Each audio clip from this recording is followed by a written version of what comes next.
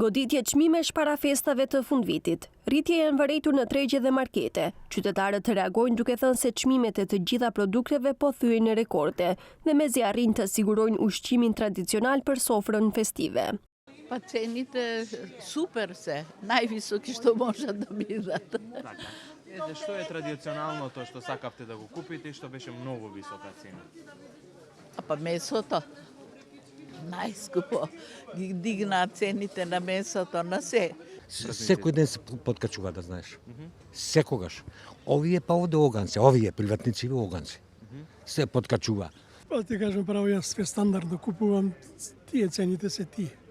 Значи, јаболка се 50 денари, мандарини 40-50 денари, зависи од квалитетот.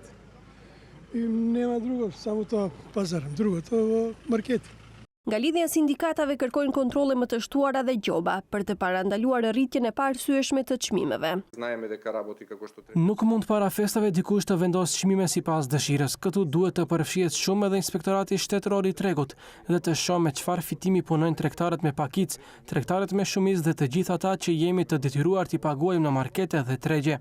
Është mirë që shteti për një periudhë të caktuar i ngriti margjet, megjithatë në fund të muajit kjo solli rezultat jo më shumë se 100 deri në 200 denar në shportën sindikale, ndërsa qytetarët u dëmtuan për më shumë se 1000 denar gjatë muajit. Nga Inspektorati Shtetëror i Tregut thonë se çdo ditë janë në terren dhe bëjnë analizat e çmimeve, të cilat do t'i dorëzojnë tek organet kompetente. Po kryejmë analiza në të gjithë shtetin dhe ushtrojmë kontroll ndaj të gjithë tregtarëve në lidhje me çmimet.